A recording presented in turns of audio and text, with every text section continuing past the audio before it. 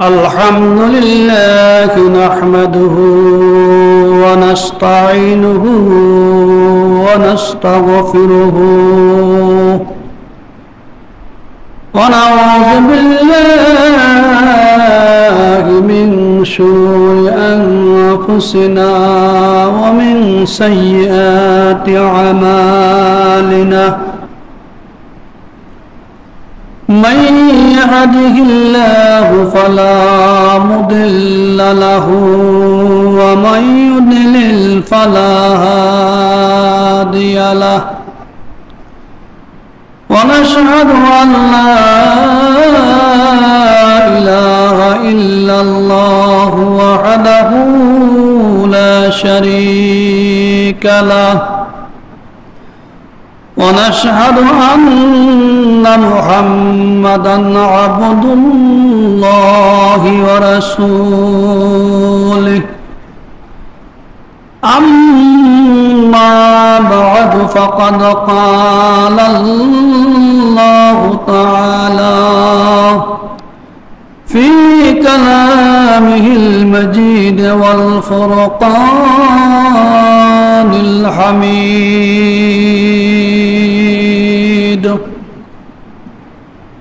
أعوذ بالله من الشيطان الرجيم بسم الله الرحمن الرحيم وإذ بوأنا لإبراهيم مكان البيت ألا تشرك بي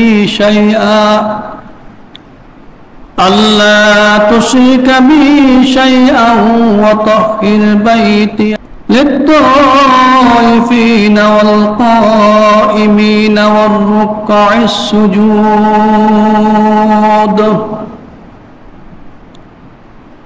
أما بعد فقد قال رسول الله صلى الله عليه وسلم المسلم من سلم المسلمون من لسانه ويده أو كما قال النبي عليه الصلاة والسلام اللهم صل على محمد وعلى آل محمد كما صليت على إبراهيم وعلى آل إبراهيم إنك حميد مجيد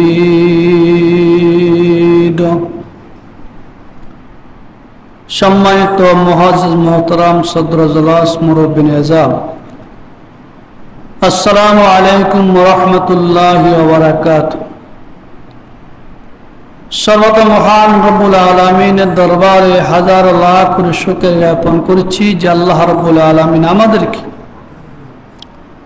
দুনিয়া সকল ঝামেলা মুক্ত করে সকল প্রকারের কর্মব্যস্ততা পরিহার করে পবিত্র জুমার দিন ফজিলতের দিন মহান রব্বুল আলামিনের দরবারে আমাদেরকে কিছু সংখ্যক মুসলমান ইমানদারদেরকে আসার তৌফিক দান করেছেন। এই জন্য আমরা সকলে অন্তরস্থল থেকে প্রভুর দরবারে শুকর জ্ঞাপন করি আলহামদুলিল্লাহ। দরুদ ও সালাম প্রেরণ করেছি মানবতার বিশ্ব নবী মুহাম্মদ রাসূলুল্লাহ সাল্লাল্লাহু আলাইহি ওয়াসাল্লাম উপর, যাকে আল্লাহ রাব্বুল আলামিন আমাদের জন্য মহান একজন নেতা হিসাবে পৃথিবীতে প্রেরণ করেছেন। এর চেয়ে বড় শুকরিয়া আমরা আর কিছুই আদায় করতে পারি না। কারণ শেষ জামানা পয়গম্বর হলেন সর্বশ্রেষ্ঠ নবী, যুগ যুগ ধরে যত পয়গম্বর পৃথিবীতে এসেছে, সকল পয়গম্বর সকল নেতার সরদার আল্লাহ রাব্বুল আলামিন আমাদের জন্য আখির জামানার পয়গম্বর প্রেরণ করেছেন, আর আমাদেরকে শেষ নবীর উম্মত বানিয়েছেন। এই জন্য আমরা আল্লাহর কাছে কৃতজ্ঞতা প্রকাশ করি, ঠিক কিনা? আজকে আমার গুরুত্বপূর্ণ আলোচনা হলো হজের রীতিটি সম্পর্কে, মক্কার অবস্থান সম্পর্কে, কোন জায়গায় মক্কা অবস্থিত হয়েছে, আর এই মক্কা শরীফের রক্ষণাবেক্ষণ দায়িত্ব কে ছিলেন। 2 নম্বর, আল্লাহ পাকের একজন বিশ্ববিখ্যাত ওলি, সেই বিশ্ববিখ্যাত ওলির একটি ঘটনা আমি আপনাদের সামনে উপস্থাপন করব। কারণ পৃথিবীতে আল্লাহর প্রিয় লোক যারা যারা আল্লাহর বন্ধু, আল্লাহর দুস্থ, আল্লাহর মাহবুব, যারা আল্লাহর সাথে বন্ধুত্ব তৈরি করতে পেরেছেন, তারাই আল্লাহর প্রিয় লোক, ঠিক না?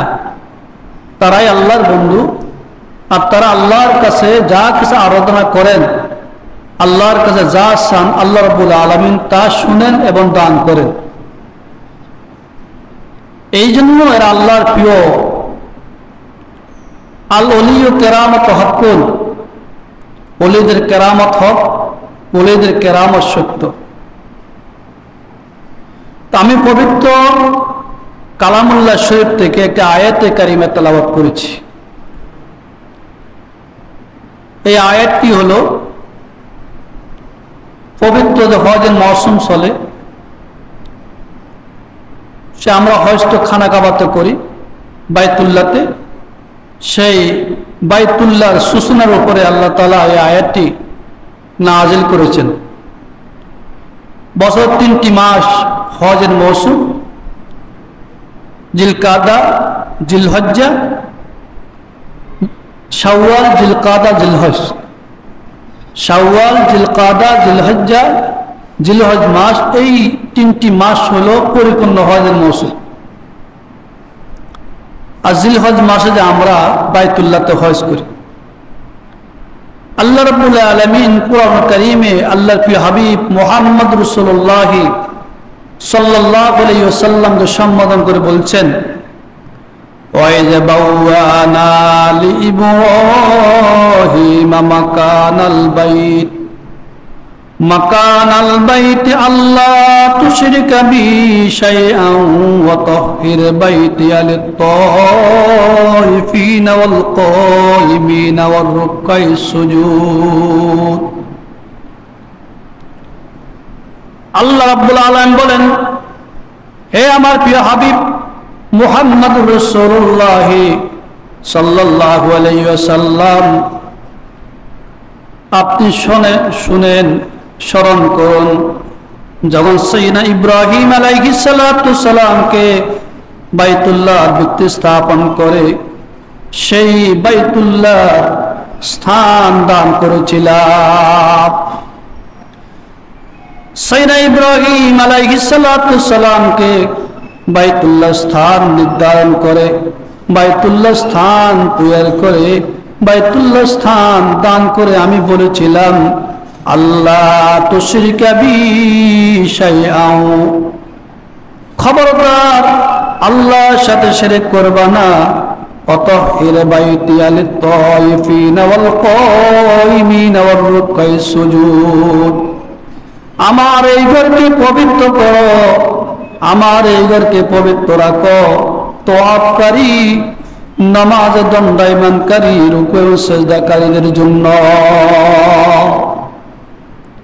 এই হলো কোরআন কারীমের আয়াতের অর্থ। তো এই আয়াত থেকে ইঙ্গিত করা হয়েছে সাইয়্যিদনা ইব্রাহিম আলাইহিস সালাতু সালাম বাইতুল্লাহর মালিক ছিলেন না, বাইতুল্লাহতে সেখানে ছিলেন না। ইব্রাহিম আলাইহিস সালাতু সালাম সিরিয়ায় ছিলেন। কোথায় ছিলেন? সিরিয়া। আল্লাহ রাব্বুল আলামিন সাইয়্যিদনা ইব্রাহিম আলাইহিস সালাতু সালামকে সিরিয়া থেকে আনে বাইতুল্লাহর দায়িত্ব আল্লাহ তাআলা ইব্রাহিম আলাইহিস সালাতুস সালামকে দিয়েছেন। শুধু যে তাই বলেন তাই করেন নাই, আল্লাহ বলেছেন হে ইব্রাহিম আমার এই ঘরকে পবিত্র রাখো তাওয়াক্কারী, নামাজে দণ্ডায়মানকারী, রুকু এবং সেজদাকারীদের জন্য, অর্থাৎ রুকুকারী, সেজদাকারী, তাওয়াক্কারী, নামাজে দণ্ডায়মানকারীদের জন্য এই ঘরকে পবিত্র রাখো। তাহলে এইখানে ইঙ্গিত রয়েছে আল্লাহ রাব্বুল আলামিন পবিত্র খানা কাবাকে কিয়ামত পর্যন্ত পৃথিবীতে বহাল রাখবেন, আর কিয়ামত পর্যন্ত পৃথিবীর প্রত্যেকটি অঞ্চল থেকে হাজির এসে এখানে হজ করবে, ওমরা করবে, সেইখানে নামাজ পড়বে, রুকু করবে, সিজদা করবে, ঠিক কিনা? আল্লাহু আকবার। তার আল্লাহ রাব্বুল আলামিন সেন ইব্রাহিম আলাইহিস সালাতুস সালামকে সেই বাইতুল্লাহর মালিক বানিয়ে দিয়েছেন।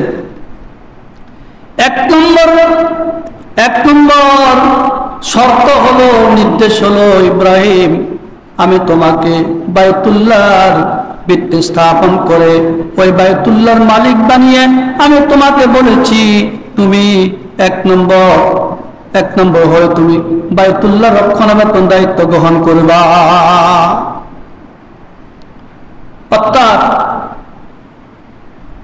কিয়ামত পর্যন্ত যারা এই ঘরে হজ করবে, ওমরা করবে, খানাগা সাই করবে, এই মেহমানদের জন্য তুমি মেহমানদের জন্য এই ঘরকে পবিত্র রাখো, মানে পবিত্র রাখো, পরিষ্কার পরিচ্ছন্নতা রাখো। শ্রী ইব্রাহিম আলাইহিস সালাতুস সালাম সেই খানা কাবার বাইতুল্লাহ খানা কাবার দায়িত্ব গ্রহণ করেছিলেন।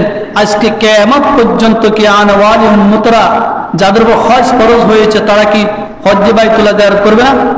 করেন না? পৃথিবীর প্রত্যেকটা অঞ্চল থেকে তারা বাইতুল্লাহতে হজ করে। তবে এই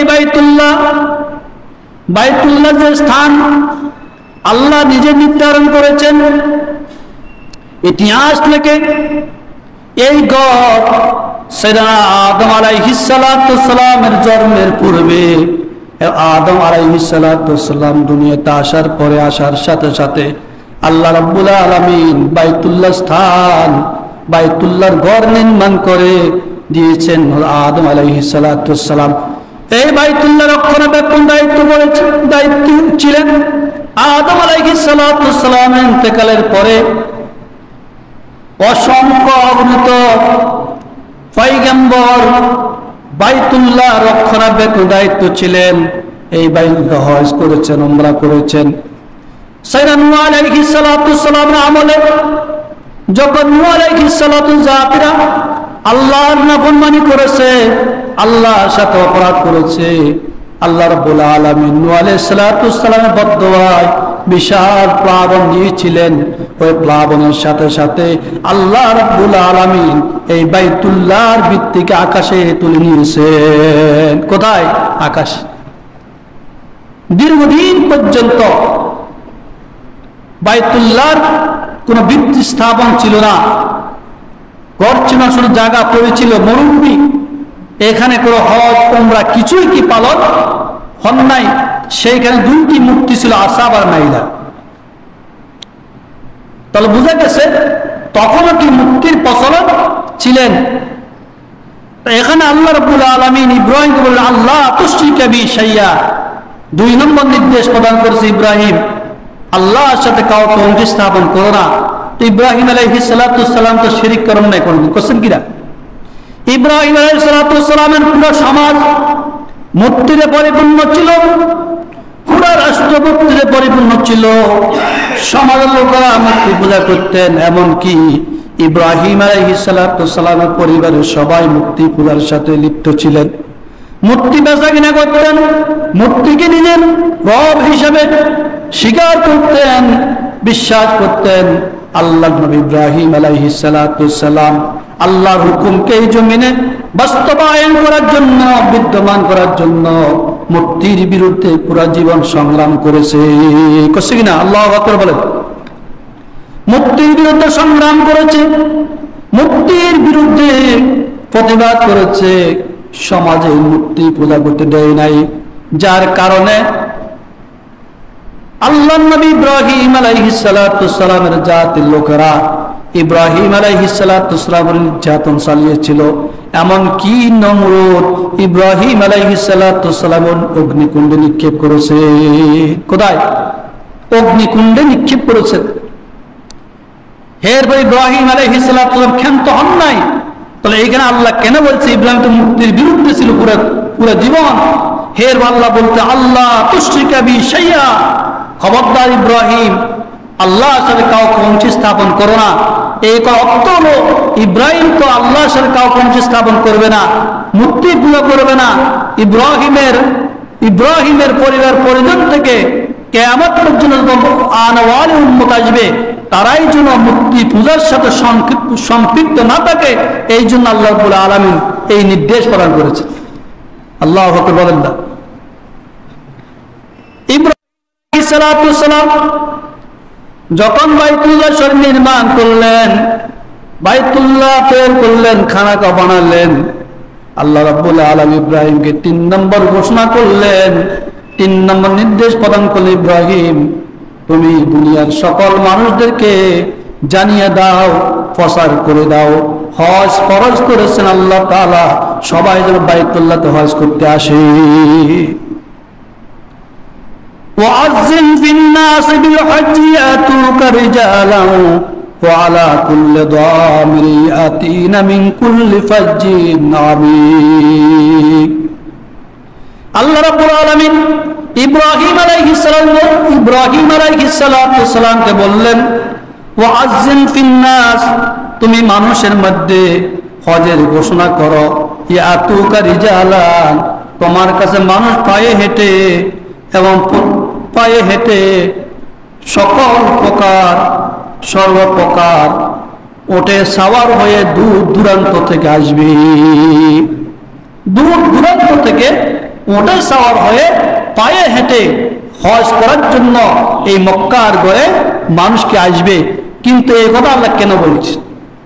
পায়ে হেঁটে ওটে সাওয়ার হয়ে আসার জন্য কেন বলছেন? তৎকালীন যুগে মানুষ পায়ে হেঁটে হজ করতেন, ওটের উপর সাওয়ার হয়ে হজ করতেন। সেইভাবে বিমান ছিল না, হেলিকপ্টার ছিল না, উড়োজাহাজ ছিল না, ছিল কিনা? ছিল না। মানুষ কি পায়ে হেঁটে এবং দূর দূরান্ত থেকে ওটের উপরে সাওয়ার হয়ে, ঘোড়ার উপরে সাওয়ার হয়ে মানুষ এসে হজ উমরা করতেন। এই জন্য আল্লাহ রাব্বুল আলামিন নির্দেশ দিয়েছেন। এই আয়াত থেকে ইঙ্গিত তখন তো ইব্রাহিম আলাইহিস সালাম বললেন, হে আল্লাহ, হে আমার রব, জনমানবহীন বন্যা জঙ্গল, বন্যা স্থান, যেখানে মানুষ বলতে কিছু নাই, মানুষের কোনো বসবাস নাই, আমি কাকে ঘোষণা করব? আমি বললে মানুষ শুনবে কিনা? দূর দূরান্তের মানুষরা শুনবে কিনা? আল্লাহ রাব্বুল আলামিন ইব্রাহিম আলাইহিস সালাম বললেন, হে ইব্রাহিম, মানুষ শুনুক বা না শুনুক সেটা তোমার দায়িত্ব নয়, তুমি এলান করো, ঘোষণা করো, অবশ্য আল্লাহ রাব্বুল আলামিন মানুষের কানে পৌঁছাই দিবে। তোমার এই আওয়াজ, তোমার হজ ফরজ হওয়ার সেই ঘোষণা আল্লাহ তাআলা মানুষের কানে পৌঁছাই দিবেন, কিন্তু তোমার দায়িত্ব ঘোষণা করা। কি করা? ঘোষণা করা। ইব্রাহিম আলাইহিস সালাতু সালাম সেই পাহাড়ের উপরে দাঁড়িয়ে ঘোষণা করলেন। অন্য আরেক রাওয়ায়াতে আছে আল্লাহর হযরত ইব্রাহিম আলাইহিস সালাতু সালাম মাকামে ইব্রাহিমে দাঁড়িয়ে এবং ঘোষণা করলেন, দোনো কানে আঙ্গুল দিয়ে ডান দিকে, বাম দিকে, পূর্ব দিকে, পশ্চিম দিকে ঘোষণা করলেন হজের ঘোষণা। হে দুনিয়ার মানুষেরা, আল্লাহ রাব্বুল আলামিন তোমাদের হজ ফরজ করেছেন, তোমরা হজ করতে আসো। আল্লাহ রাব্বুল আলামিন এই আওয়াজ মানে প্রত্যন্ত অঞ্চলে প্রত্যেকটি মানুষের কানে কানে পৌঁছে দিয়েছেন। আর যাদের কানে এই আওয়াজ পৌঁছেছে সবাই বলেছে লব্বাইকা লব্বাইক আল্লাহুম্মা লব্বাইক, আল্লাহ আমি উপস্থিত।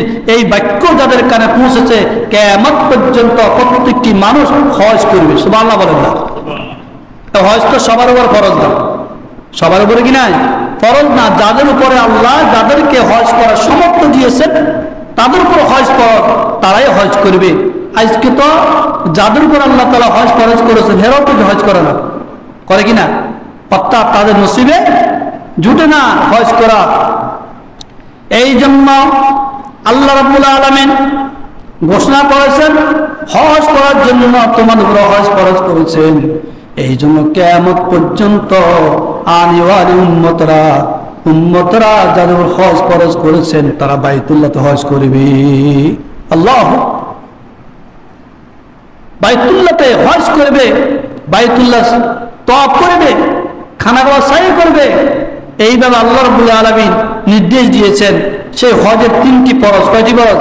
হজের 3টি ফরজ, এহরাম বাঁধা, তারপর আরফার ময়দানে হজ করা, তাওয়াফে কুদুম করা। এই 3টা হলো হজের ফরজ। এই 3টি ফরজিয়ত যদি কারো জানা না থাকে, হজের 3টা ফরজ যদি আদায় না হয়, কিয়ামত পর্যন্ত যদি সে হজ করে তার হজ কবুল হবে কিনা? হজ কবুল হবে না। এই জন্য আল্লাহ রাব্বুল আলামিন বলেছেন হাবিব মুহাম্মদ সাল্লাল্লাহু আলাইহি ওয়াসাল্লামের আদর্শের মধ্যে মুহাম্মদ রাসূলুল্লাহ সাল্লাল্লাহু আলাইহি ওয়াসাল্লামের মধ্যে রয়েছে তোমাদের উত্তম আদর্শ। অর্থাৎ প্রিয় নবী মুহাম্মদুর রাসূলুল্লাহ সাল্লাল্লাহু আলাইহি ওয়াসাল্লাম যেইভাবে হজ করেন তোমরাও সেইভাবে হজ করো। প্রিয় নবী মুহাম্মদুর রাসূলুল্লাহ সাল্লাল্লাহু আলাইহি ওয়াসাল্লাম সর্বপ্রথম বাইতুল্লাহতে গেলেন। বাইতুল্লাহে যাওয়ার পরে 7 বার বাইতুল্লাহ সাই করলেন, বাইতুল্লাহ তওয়াফ করলেন। এরপর মাকাম ইব্রাহিমের পিছনে বিশ্বনবী মুহাম্মদুর রাসূলুল্লাহ সাল্লাল্লাহু আলাইহি ওয়াসাল্লাম 2 রাকাত নামাজ আদায় করলেন। 2 রাকাত নামাজ আদায় করার পরে বিশ্বনবী মুহাম্মদুর রাসূলুল্লাহ সাল্লাল্লাহু আলাইহি ওয়াসাল্লাম সাফার দিকে রওনা হয়ে গেলেন। যে সাফা পাহাড় আল্লাহ রাব্বুল আলামিনের এক বান্দি নিশান। ইন্নাস সাফা ওয়াল মারওয়াতা মিন শাআইরিল্লাহ। আল্লাহ রাব্বুল আলামিন সূরা বাকারায় ঘোষণা করেন ইন্নাস সাফা ওয়াল মারওয়াতা মিন শাআইরিল্লাহ। সাফা ও মারওয়া এই 2টি পাহাড় আল্লাহ রাব্বুল আলামিনের এক বান্দির নিশান। যিনি হাজরা আলাইহিস সালাতু ওয়াস সালাম, কে? হাজরা ইসমাইল আলাইহিস সালাতু ওয়াস সালাম ভূমিষ্ঠ হওয়ার পরে যখন পানির খোঁজ পাচ্ছেন না, মানে এইভাবে সাফাতে পানি দেখা যাচ্ছে, এবার সাফাতে ইব্রাহিম দৌড়ালেন। এরপরে মারওয়াতে পানি দেখা যাচ্ছে, মারওয়াতে দৌড়ালেন, পানি তো কোথাও নাই। এই যে 7টা চক্র দিয়েছেন আল্লাহ তাআলা ইব্রাহিমের 7টা চক্রকে আল্লাহর কাছে পছন্দ হয়েছে। সেটা আল্লাহ রাব্বুল আলামিন কি করে দিয়েছেন? উম্মতের জন্য ওয়াজিব ফরজ করে দিয়েছে। এই জন্য বুখারী শরীফের 1535 নম্বর হাদিসে আল্লাহ রাসূল মুহাম্মদুর রাসূলুল্লাহ সাল্লাল্লাহু আলাইহি ওয়াসাল্লাম বলেন قال عبد الله بن دينار قال سمعت ابن عمر يقول قدم النبي صلى الله عليه وسلم فطاف بالبيت سعيا وصلى خلف المقام ركعتين ثم خرج الى الصفا وقدم قال الله عز وجل لقد كان لكم في رسول الله اسوة حسنة। আল্লাহ রাসূলের কোন সাহাবী হযরত ওমর ইবনে দিনার রাদিয়াল্লাহু তাআলা বলেন, আমি আব্দুল্লাহ ইবনে ওমর রাদিয়াল্লাহু তাআলা হতে শুনেছি, তিনি বলেন নবী মুহাম্মদুর রাসূলুল্লাহ সাল্লাল্লাহু আলাইহি ওয়াসাল্লাম সর্বপ্রথম বাইতুল্লাহতে যাওয়ার পরে বাইতুল্লাহতে 7 বার তওয়াফ করলেন। ওয়াসাল্লা খালফাল মাকাম রাকাতাইন। এরপরে মাকাম ইব্রাহিমের পিছে 2 রাকাত নামাজ আদায় করলেন। সুম্মা খারাজা ইলা সাফা, সাফা দিয়ে রওনা হয়ে গেলেন। ওয়াকাদ ক্বালা আল্লাহু আযজা ওয়া জাল, আল্লাহ রাব্বুল আলামিন বলেন লাকাদ কানা লাকুম ফি রাসূলিল্লাহি উসওয়াতুন হাসানাহ। বিশ্বনবী জনাব মুহাম্মদুর রাসূলুল্লাহ সাল্লাল্লাহু আলাইহি ওয়াসাল্লামের মাধ্যমে রয়েছে তোমাদের জন্য উত্তম আদর্শ। বুঝা গেছে? রাসূলের আদর্শের মধ্যে, রাসূলের মধ্যে আমাদের জন্য উত্তম আদর্শ রয়েছে। অত রাসূল আরবি মুহাম্মদ রাসূলুল্লাহ সাল্লাল্লাহু আলাইহি ওয়াসাল্লাম যেইভাবে হজ করেছেন, আমাদেরকে সেইভাবে হজ করতে হবে, হবে কিনা?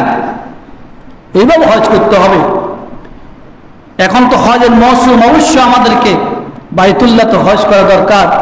মালিক বিন দিনারের আরেকটি গুরুত্বপূর্ণ ঘটনা আমি আপনাদের সামনে উপস্থাপন করতে চাই। যে ঘটনা আল্লাহু আকবার, আশ্চর্যজনক ঘটনা, সেইখানটা আমাদেরকে অবশ্যই শিক্ষা গ্রহণ করতে হবে, হবে কিনা? মালিক বিন দিনার রাহমাতুল্লাহ আলাইহি মক্কাতে যখন হজ করতে গেলেন, মক্কাতে হজের মৌসুম, হজ করলেন, মাকামে মাহমুদে নামাজ আদায় করলেন, হজের সমস্ত বিধানগুলি পালন করলেন, হজ করে দেশে ফিরলেন। ফিরার পরে বললেন, রব্বুল আলামিন আমাকে একটু জানিয়ে দিবেন এই বছর কার হজ কবুল করেছেন, কার হজ কবুল করেন নাই। আল্লাহু আকবার। জানতে চান? আল্লাহ যদি আমার হজ কবুল করে, আমি জানলে কত ভালো না? হ্যাঁ, আল্লাহ কার হজ কবুল করে কেউ বলতে পারবো? কেউ পারবে না। কোটি কোটি টাকা খরচ করে হজ করে, উমরা করে, কিন্তু তার হজ, উমরা, নামাজ এক বছর কবুল হয় না। 40 বছর পর্যন্ত হজ করলো, তার একবার হজ কবুল হয় না। মালিক বিন দিনার বললেন, হে আমার রব্বে কারীম, আমি এই বছর হজ করেছি, আপনি আমাকে জানাই দেন কার হজ কবুল হয়েছে, কার হজ কবুল হয় নাই।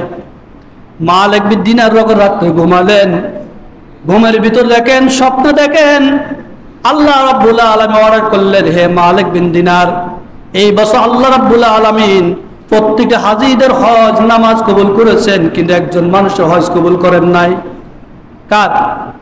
একজন মানুষের হজ আল্লাহ কবুল করেন নাই। ওই লোকটাকে, একজন লোক হজ কবুল করেন নাই, তার নামাজ কবুল করেন নাই, কিছু কবুল করেন নাই, সবার হজ কবুল হয়েছে। মালিক বিন দিনার মনে করলেন, ওই লোকটা তো আমি হতে পারি, আল্লাহ আমার হজ কবুল করছে কিনা, আমার নামাজ কবুল করছে কিনা। আমার হজ আর নামাজ কবুল না করে আমি তো মুসিবতে, আমার কোনো উপায় না। আছে কিনা? কথা বল, আসেনি? এত টাকা খরচ করি হজ করবার গেলাম, হজ যদি কবুল না হয়, হ্যাঁ, হজ করি আসে, মক্কাতে হজ করে, এহরাম বাঁধে, লব্বাইক আল্লাহুম্মা লব্বাইকা বলে, খানা কাবায় সফর করে, উমরা করে, সেই মানে মিনাতে কোরবান করে, সব কিছু করে। ওই বুড়া মানুষ কিন্তু সমাজে, এলাকায় আসে, গোসমারি মানুষকে গালিগালাজ করে, গোসমারি মানুষের আইল কাটে। আসেনি এরকম হাজি? কথা বলেন। যে হাজিটি এত সুন্দর করে হজ করলো, হজ করার পরে বাড়িতে আসলো, আসার পরে গোসমারে জমিনে আইল কাটলো, মানুষের জমিন দখল করলো, মানুষের গালিগালাজ করলো, সেরে কম দিল, ব্যবসা কম দিল, মানুষকে মিথ্যা কথা বললো, সকলগুরি করলো। ওই হাজি সাহেবের হজ কবুল হয় কিনা? কথা বলেন। ওই হজ হিসাবে হজ কিভাবে কবুল হয়? ওই মালিক বিন দিনার স্বপ্নে দেখেন, আল্লাহ রাব্বুল আলামিন মালিক বিন দিনারকে অর্ডার করলো, রে মালিক বিন দিনার শোনো, এই বছর আল্লাহ রাব্বুল আলামিন সকল হাজিদের হজ কবুল করেছেন, নামাজ কবুল করেছেন, কিন্তু একজন ব্যক্তির হজ কবুল করেন নাই, তার নামাজও কবুল করেন নাই। সেই মানুষটাকে মালিক বিন দিনার বেহুশ হয়ে গেলেন, ঘুম থেকে হতভম্ব হয়ে গেলেন। ওই লোকটিকে, সেই লোকটা আমি হতে পারি, কিন্তু অবশ্যই তাকে বাইর করতে হবে। মালিক বিন দিনার সকালবেলা উঠে মক্কাতে চলে গেলেন, মক্কা শরীফ চলে গেলেন, মক্কাতে যাই ঘোষণা করলেন, ওই মক্কার হাজিরা বলো। কিন্তু মক্কার শরীফে যাওয়ার আগে মালিক বিন দিনার আল্লাহকে বললো, আল্লাহ আমাকে জানাই দাও তুমি কার হজ কবুল করেন নাই। দ্বিতীয় রাতে স্বপ্ন দেখলেন মালিক বিন দিনার। আল্লাহ বলে, ওরে মালিক বিন দিনার, ঘাবড়াবার কোনো বিষয় নয়, ভয়ের কোনো কারণ নাই। আল্লাহ রাব্বুল আলামিন তোমার হজ কবুল করেছেন, মক্কার সমস্ত মানুষের হজ কবুল করেছেন, একজন মানুষ হজ কবুল করেন নাই, তিনি হলেন মুহাম্মদ বিন হারুন কান্দলবি। মোহাম্মদ বিন হারুন সাবানকান্দি, মোহাম্মদ হারুন সাবানকান্দির হজ আল্লাহ তাআলা কবুল করেন নাই। আচ্ছা, ওই ব্যক্তিকে একটু জানা দরকার আছে কিনা, কথা বল। ওই ব্যক্তি একবার দুইবার না, 40 বছর হজ করছে। কবছর? 40 বছর হজ করেছেন। 40 বছর মাকাম মাহমুদে দাঁড়ায় দাঁড়ায় নামাজ পড়েছেন। এই 40 বছর হজ করার পরে, উমরা করার পরে, নামাজ পড়ার পর আল্লাহ সেই মোহাম্মদ বিন সামরকান্দির হজ, মোহাম্মদ বিন হারুন সামরকান্দির নামাজ, হজ আল্লাহ কবুল করেন নাই। মালিক বিন দিনারের ভিতরে চিন্তা আসি গেল, কারণটা কি? আমাকে খুঁজে বাইর করতে হবে। হজ মক্কা থেকে হাজিদেরকে জিজ্ঞাসা করলো, বলেন সেই লোকটা কে? মোহাম্মদ বিন হারুন সামরকান্দি কে? সে কোথায়? মানুষরা বলল, আমরা তাকে চিনি। সে মোহাম্মদ বিন হারুন সামরকান্দি মক্কা শরীফের বিশুদ্ধ একজন লোক, সবার কাছে পরিচিত।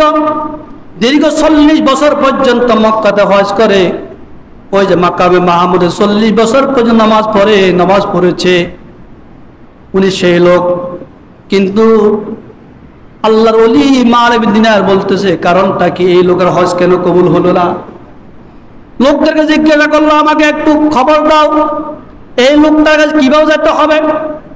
মানুষ তাকে দেখাই দিলেন, এই পথে যান, অমুকের বিশাল একটা গাছ আছে, ওই গাছের নিচে সেই মোহাম্মদ বিন হারুন সামরকান্দি নামাজ আদায় করে।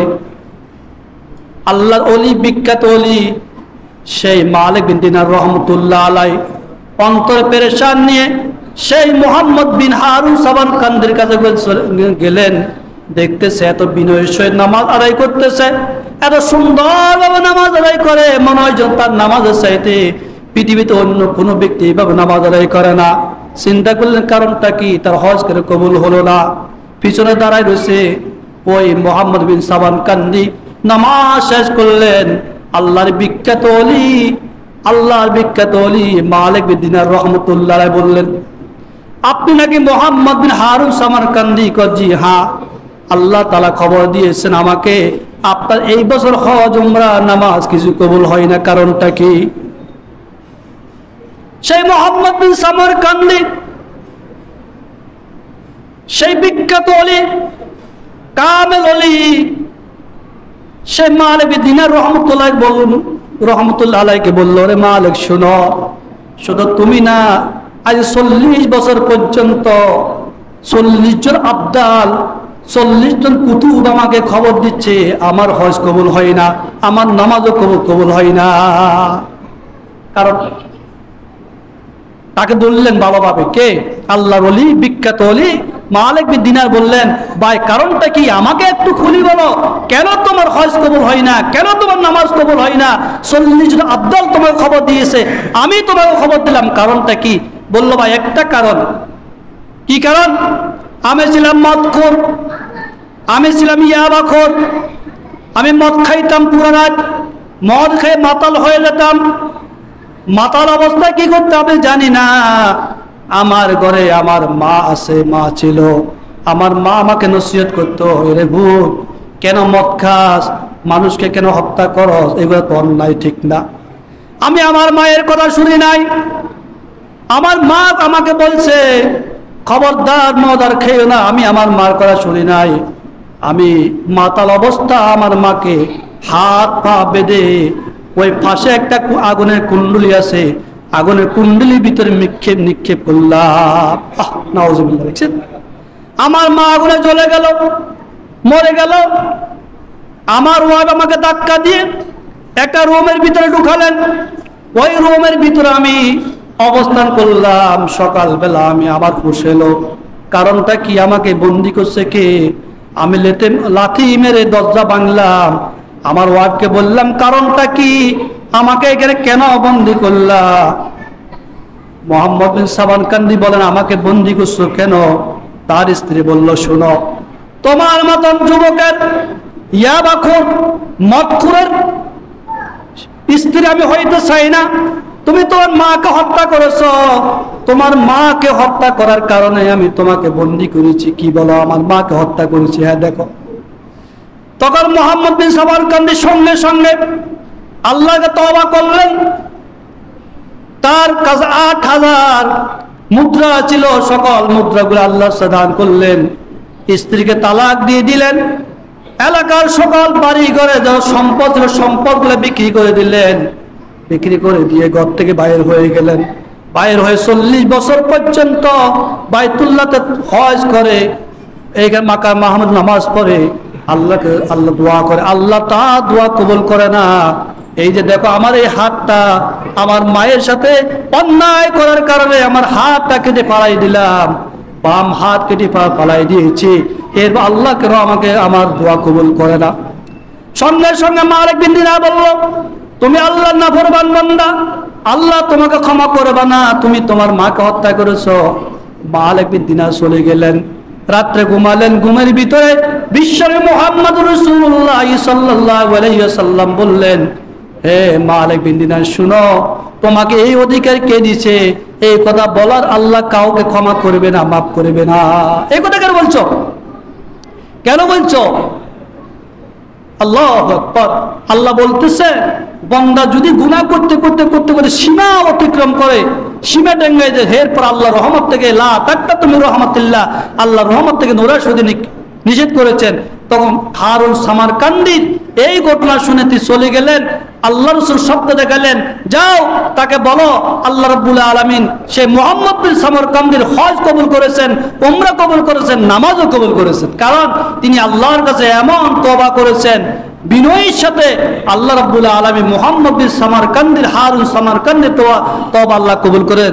সম্মানিত হাজিরিন, আমরা আমাদের মায়ের সাথে বাবার সাথে আমরা কত অপরাধ করি, কত অন্যায় করি, করি কিনা? গালিগালাজ করি।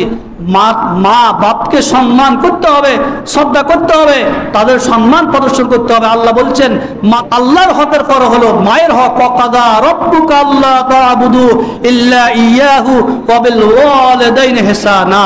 আল্লাহ তাআলা কোরআন কারীম ঘোষণা করেছেন। আল্লাহ আমাদেরকে আমল করার তৌফিক দান, আমিন ইয়া রাব্বাল আলামিন।